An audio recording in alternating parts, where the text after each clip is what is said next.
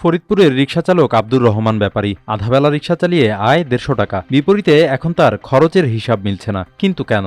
৩০০ ২০০ কতদিন বাঁচেও না, সমান সমান নিজেকে খাওয়া লাগে, মেসে থাকা লাগে। মেসে যায় তো আর পাওয়া যাবো না, যেন আমার কাছে টাকা নাই।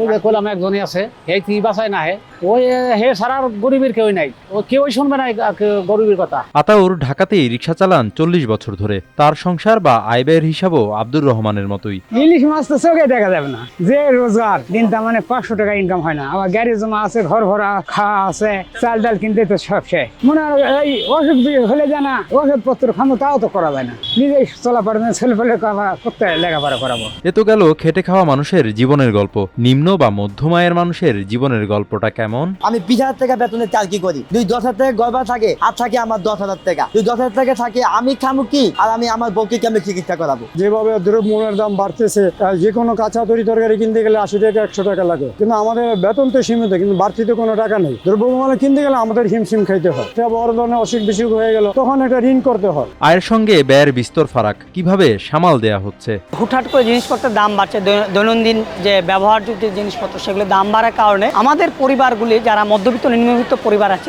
আমাদের কিন্তু ভোগান্তির শিকার হতে হচ্ছে। আমি যদি বলি, আমার ছোট ভাই তার পড়াশোনাটা বন্ধ করে দিয়ে সে একটা কাজে ঢুকলো, একটা বেসরকারি কোম্পানিতে ঢুকে গেল। আমার মা অসুস্থ ছিলেন, মাস দুয়েক আগে তাকে ঢাকায় নিয়ে এসে চিকিৎসা করাতে হলো। এই চিকিৎসাটার জন্য মাকে কিন্তু অনেক বলে কয়ে তাকে রাজি করাতে হচ্ছে চিকিৎসার জন্য ঢাকায় আসার জন্য। কারণ তাকে কিন্তু ভাবতে হচ্ছে যে আমি যদি ঢাকায় আসি আর চিকিৎসা করার জন্য, তাহলে তো অনেক খরচ হয়ে যাবে। আমার পরিবারের গল্পটা আমি বললাম। এইরকম কিন্তু দেশের কোটি কোটি যে পরিবার, সেই কোটি কোটি পরিবারের উপর কিন্তু মধ্যবিত্ত নিম্নবিত্ত খেটে খাওয়া মানুষ যারা আছে, এই পরিবারগুলোর উপর কিন্তু এই প্রভাবটা পড়ছে। কেন জীবনের এই জটিল সমীকরণ? কোনো সমাধান আছে কি? কি বলছে অর্থনীতিবিদ?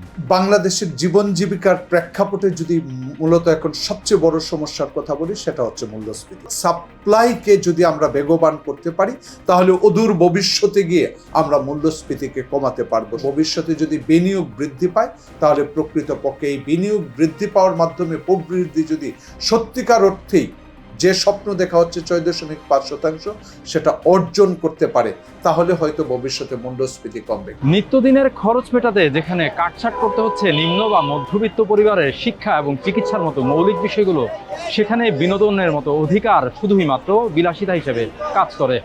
আবির শিকদার, টাইমস অফ বাংলাদেশ, ঢাকা।